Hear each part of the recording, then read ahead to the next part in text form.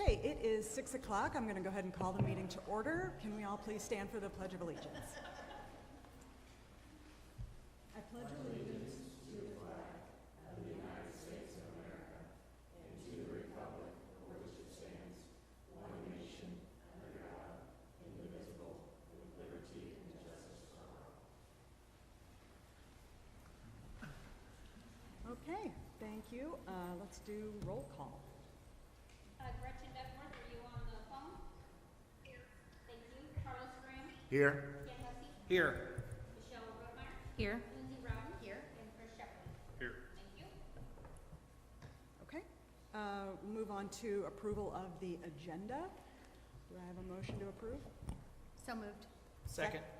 All right, all those in favor? Aye. Opposed? Okay, we'll move on to the approval of the regular meeting minutes from May 21st. Motion to approve? So moved. Second. All those in favor? Aye. Opposed? Okay, that motion carries. Well, next we'll move on to open forum. If there's anybody in the audience tonight that would like to speak to an agenda item, please come to the mic, tell us your name and your address, and you will have 3 minutes to speak. Seeing no one, we will move on to reports and communications, starting with Mr. McGraw. Yes, summer update essentially for June 2026. Some of the things that went on since we last met, that night was the district championship game, and our CC ladies advanced that night, winning first district championship in soccer, and then they beat Carl Junction the next week on that Saturday in 90-degree heat, and advanced then to the Final Four, which was the first in school history. So Coach Heil and that group of young ladies did a tremendous job playing against great competition and hung in there, went toe-to-toe all the way. They had 11 starters, and 9 of the 11 are freshmen and sophomores. So they're going to go on a run, exciting run again, I have a feeling, and they were just super thankful for everything the district provided them along the way. So just a great group of kids. Also during that time was state track after our last meeting. We had a couple state medalists and champions there. JC boys, another young team, came in 2nd place in the state, so they got a Final Four trophy, so to speak. So Coach Wiseman, tremendous job there, getting them to that level of achievement. And we also had our CCHS Girls 4x400 State Championship team. Kennedy Lutz Jenkins, Bella Walk, Scarlett Hess, and Maddie Shoemaker all they're pretty fast, I'll say that, brought home the state championship. So congratulations to them. We ended summer school today. A lot of fun activities if you followed on social media. So it was a good June for activities, well attended, and other than one little hiccup, with the early childhood, the one day we had a great summer. And congratulations once again to Harrison and Towns, who had another national top finish. They were in the top 14. They were former national champions. I think when they were sophomores, they performed here. Just tremendously talented young men, and they'll be both going to Mizzou. So we're happy for them. And then we just finished Tuesday with OG Ananobi basketball camp, 2nd year in a row for it. We had over 200 kids participate from both high schools, both middle schools, coaches from both high schools and middle schools, running the camp, being involved with kids. We had 2 sessions from 9 to 11, 1 to 3. Had food donated by Chick-fil-A and Cane's in the afternoon, Chick-fil-A in the morning. Both companies were wonderful to work with. Kids got shirts, multiple shirts, backpack, protein bars, coconut water. They were hydrated well. Gatorade water donated by local Coca-Cola. So just for somebody at that level, 2-time champion, to donate their time in the middle of a New York City parade, I think last Thursday, and then coming back in, I thought it was really, he gave every kid the time, signed every autograph, took pictures. The kids wanted him to sign the Chick-fil-A cow. I don't think he did that. But other than that, everything else was autographed. So it was a great day for our community and our kids. And he intends to come back for many years to come. So we're happy about that. And like I said, it's end of June, summer school, last day of summer school.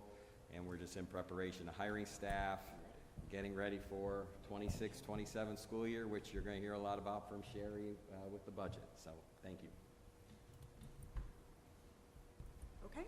I don't know what if the purview of the board, but I've talked to Brian, I think he's talked to some others about recognizing and honoring OG by adding his signature and naming the basketball court at JC after him. So if the board is interested and good with it, I would make the motion that we move forward with that and work with OG's team on what that looks like for him to make happen. I second that motion. Great. Is there any discussion? No? Okay. I think just make sure you have a conversation before we make anything public. I know he doesn't love all the attention. Yeah. So Absolutely. I would just be careful and honor his wishes on Absolutely. how that's put out. Absolutely. Any further discussion? Seeing none, all those in favor? Aye. Opposed? All right, the motion carries. That's Thank exciting. Next, we can move on to the Deputy Superintendent report with Dr. Beaulieu. Good evening. Like last year, we have submitted our application to DESE to provide AMI days during the 26-27 school year if necessary. Alternative methods of instruction is what AMI stands for, and those are used in the case of snow days or any other emergency where we have a regularly scheduled day that needs to be canceled. We do need the approval of the board for our intent to provide those days if necessary. The application has been sent to DESE. There have been no changes for the 26-27 school year on how those AMI days will look compared to last year. Elementary students will receive a hard copy of a packet of review work or practice, and they will also have digital access to, if something happens, they lose their hard copy. Secondary students will have access through their Google Classroom. Their teachers will also go over what those assignments might be early in the fall in case a student does need hard copies. But in secondary, they usually have many assignments through their Google Classroom or in a textbook. We will communicate the expectations of AMI days in multiple ways to staff and families through our student handbooks, website, email, and in-person communication during fall parent-teacher conferences. Last year, we used 2 AMI days, and we communicated those through our social media, email, text, phone call. And so everything went smoothly on those 2 days. Just a reminder that those days are not used for new instruction. They are used for review or practice. There are no grades given for those days' work, and there should be no assessments on those days. And AMI days are only to be used if we had a regularly scheduled day that had to be canceled because of inclement weather or an emergency. So they can't be used to take days off of our calendar, like if we don't have snow days. So I'm just asking for approval to that we do intend to use those AMI days if necessary this year.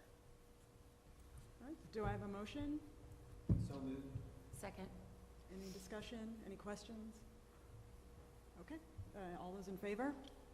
Aye. Any opposed? All right, thank you. Thank Motion you. carries. Okay, next we'll move on to our consent agenda.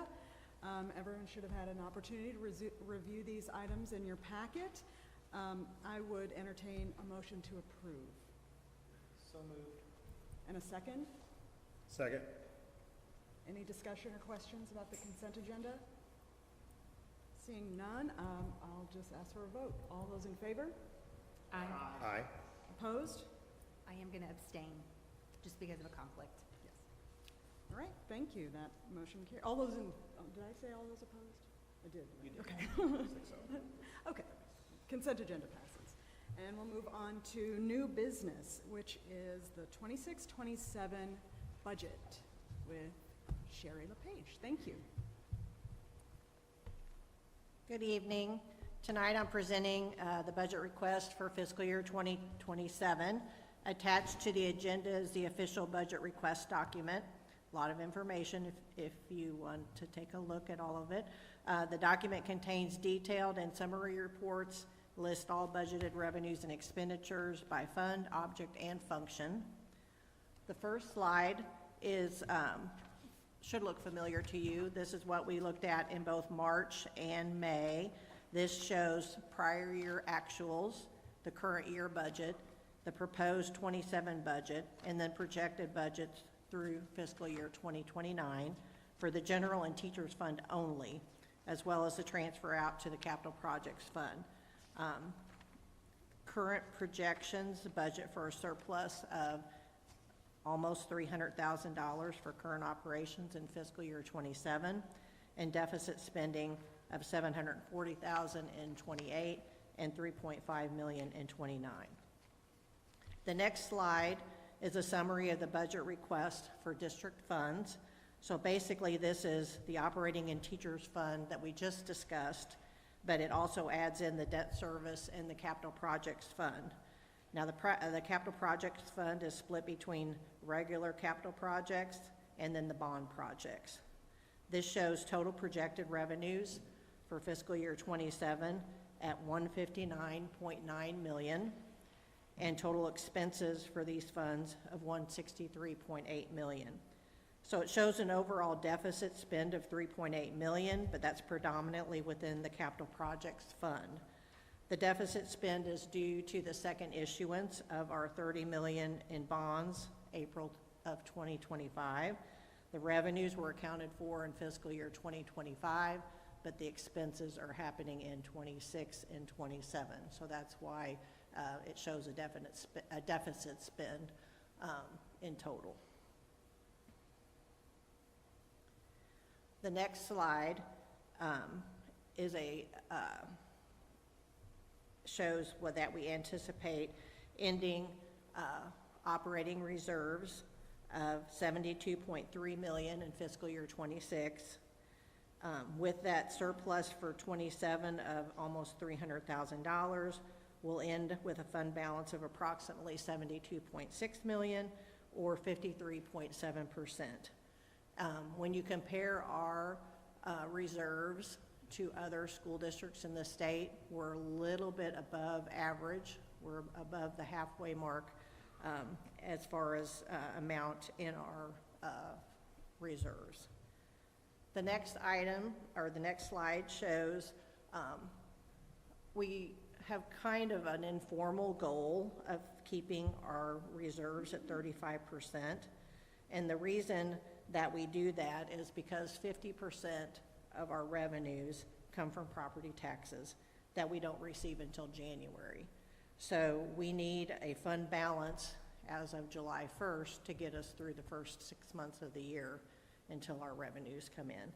And so in the past, we've kind of looked at 35% as a good percentage to have that will allow us to operate that 6-month period of time until those revenues come in. We're currently projecting a spending deficit in 28 and 29. And so as we look at spending down our fund balances, we'll want to monitor that. It's always been our goal to make sure we're at or above that 35%. Sherry, do you mind going back to what you said about when we compare ourselves to other districts? Yes. Will you explain that to me again? I didn't Yeah. process that. So fund balances with school districts have always been a little controversial, particularly over at the Capitol. And so DESE does publish a listing of school districts and their fund balance reserves. And so I looked at it the other day, and we are kind of middle of the pack, but we're a little bit above the line.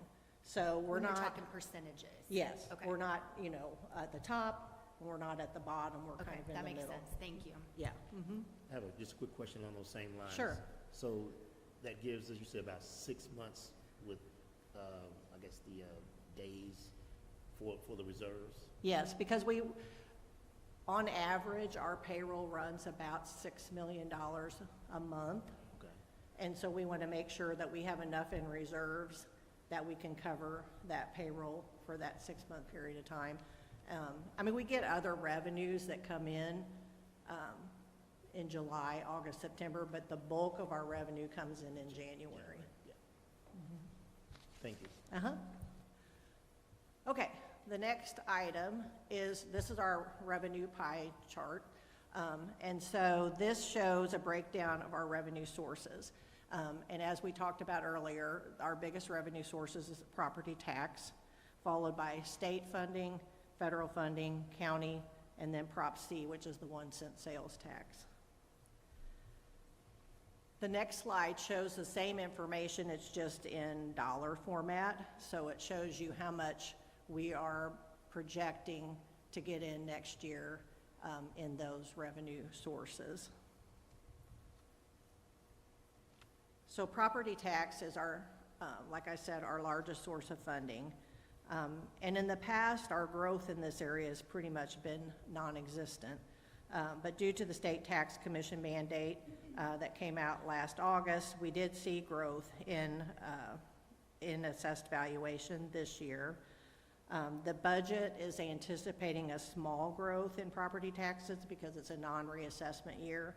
And what that means is growth will only come because of new construction. We won't see reassessment this year. So we're anticipating a little over $1 million increase in property tax revenue based on new construction.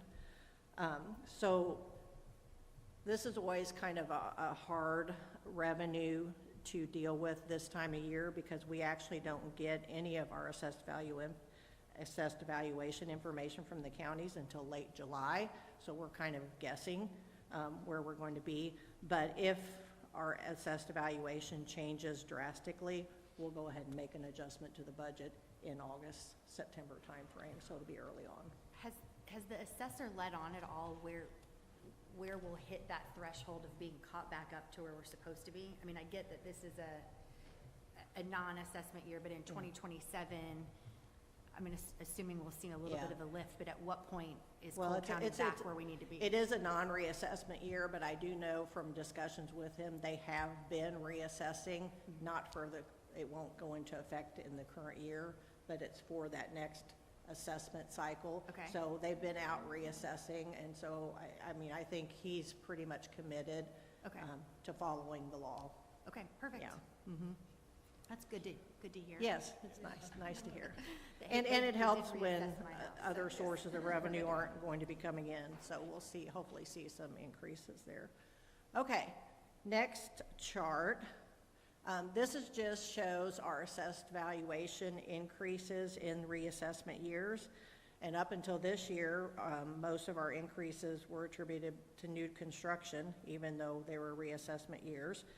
So you can see how large our growth was because of the reassessment that was done not only by the assessor coming into office, but also by the State Tax Commission mandating that extra 5% on certain properties. Okay, the next slide. This is our current tax rate is 4.7593. And that's split out into a operating levy of 3.8565 and a debt service levy of 0.9028. And so we used the same levy to do the budget, but we will be recalculating that levy in August. And so again, if there's some anomaly or something that changes dramatically, we'll make adjustments then. But we used these numbers to do our current budget estimate. The next chart talks a little bit about the state funding. The 26-27 state budget appropriation does not fully fund the foundation formula. In fiscal year 25, DESE recalculated the state adequacy target, and for 26 it was supposed to be 71.45 per weighted average daily attendance. But due to funding shortages in lottery and gaming, that funding, SAT ended up being 6,958, so quite a bit below what it was supposed to be. Because the increase in the formula that was requested by DESE for 27 was not funded by the governor or the legislature, and they did nothing to deal with the over-appropriation of lottery and gaming, the SAT is expected to fall to 6865 for fiscal year 2027. So overall, this will cost the district about $2.4 million in funding, which we've adjusted for kind of throughout the year, and then we have a slight adjustment then going forward in 27. Okay, the next slide talks a little bit about transportation funding. The transportation categorical was fully funded for the first time in fiscal year 23, or I shouldn't say first time, but in 20 years, in fiscal year 23. And so far, they have recommended continued full funding. This funding from the state pays 75% of the district's allowable transportation costs. So we're expecting those funds to remain constant. The next slide is on federal funding. Federal funding accounts for 8.35% of our revenues, down from 12% in 24 when we received our last ESSER funding payment. Federal funds are budgeted to be received for IDA, title programs, food service, and Medicaid grants.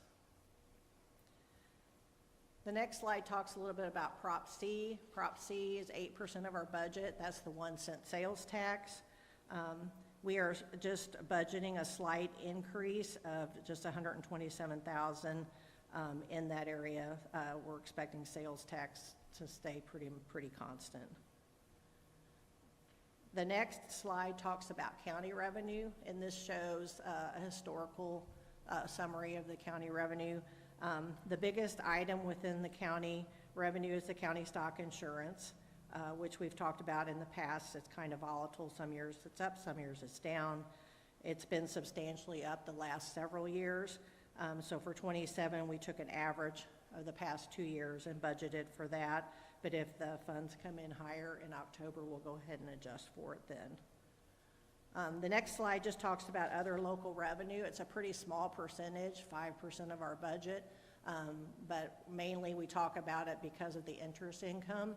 If you look at the next slide, this is a historical representation of our interest income, and you can see it's gone up substantially. In fiscal year 22, we had interest income of about $432,000, and in 25, we were up to $3.8 million.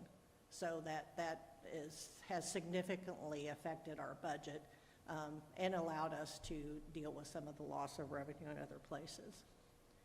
Okay, now we're going to talk expenditures. So there are many needs, wants when you have a district of our size.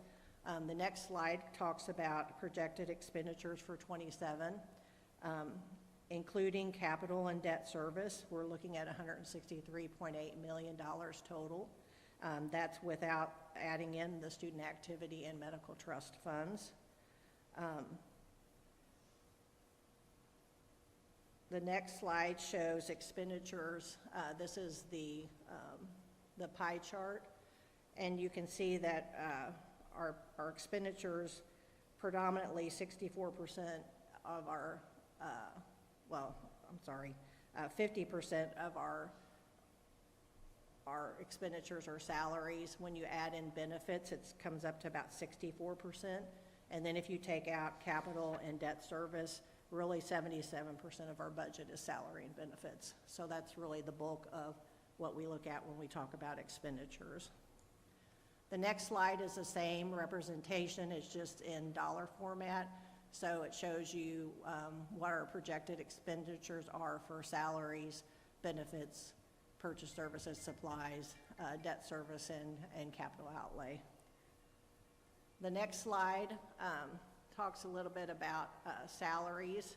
If you click on it, I think there's, yeah, okay. So the budget recommends one step and $33.50 to the base for teacher salaries. It's going to move the starting teacher salary to $46,650.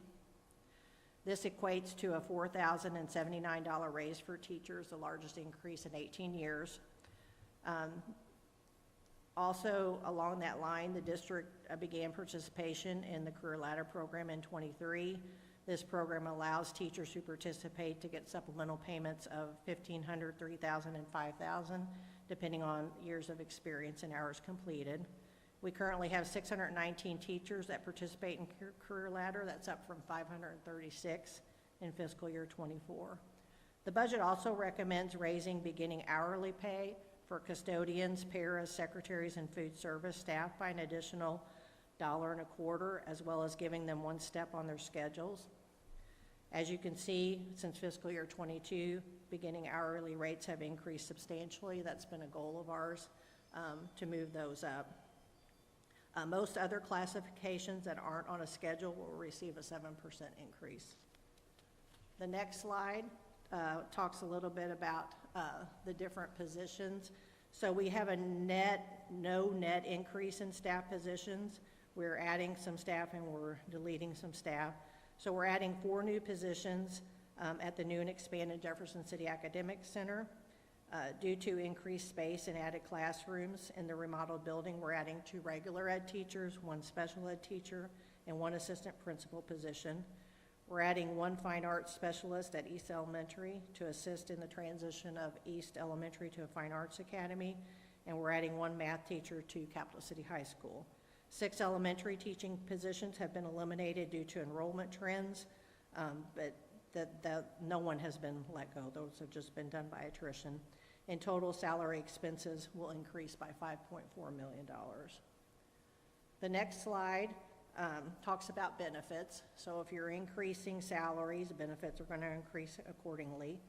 Benefits make up 13.5% of the expenditure budget, a total of $22 million, up from $20.5 million last year. The district also operates a modified self-insured health insurance plan. The board's monthly contribution that are going into that is going to increase again this year. It will go from $490 up to $520.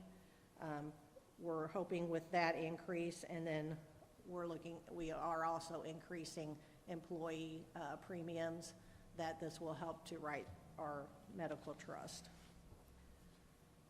Okay, and then next, purchase services account for $18.5 million of the expenditure budget.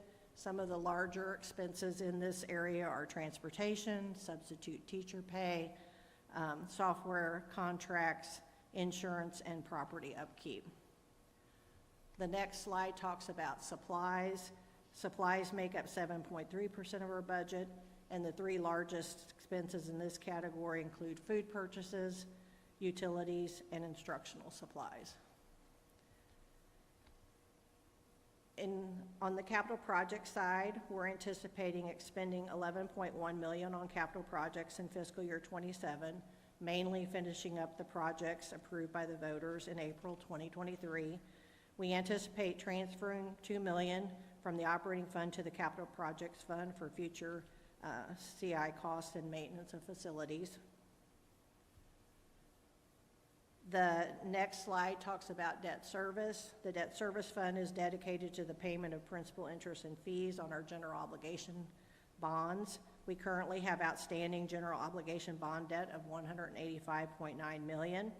Our debt service fund is strong, and we anticipate ending the year with a healthy balance. And then finally, our budgetary goal is basically to maintain the district in the most stable financial position that we can, while effectively using resources to provide the strongest instructional program possible. We're striving to become a district of champions by expanding opportunities for students. We opened the Early Childhood Center this year, doubling our enrollment. We expanded Nichols Career Center. We're going to expand the Jefferson City Academic Center and facilities and program, and we further have integrated and updated technology in our classrooms, as well as updating and renovating many buildings within the district. So the last slide we're going to end with, this is our total budget. It includes the student activity fund and the medical trust fund as well. Current budgets for those 2 additional funds show the same amount of revenues and expenses. We're not really anticipating seeing an increase of revenues over expenses in those two funds next year, but we're hoping that we can at least pay our bills on the medical trust side. Moving forward, the district will need to be vigilant in monitoring the funding issues at the state level. Foundation formula and personal property tax reform are a little concerning. They're our two largest sources of income, and any reduction in those sources will, without an alternative replacement source, will have an adverse effect on our budget. So, but, by being conservative the last several years and growing our fund balances, I think we're currently in a pretty good position compared to other districts surrounding us and in the state as a whole, because we do have those fund balances and hopefully can weather these funding shortages for the time being, but we won't be able to weather them forever. So, if we don't see a change in those revenue sources, then going forward, we'll have to look at making some adjustments within our budget. So what I've presented to you tonight is an overview or a summary of the detail provided in the budget book that's attached to the agenda. So I'll take any questions that anyone has.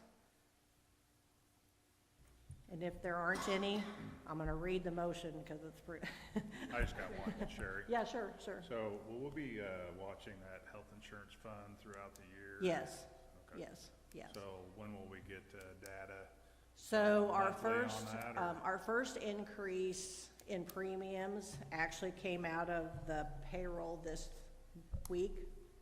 Okay, But because we don't pay everybody in June, we kind of wait until the July payroll to see what truly is going to be coming into that fund.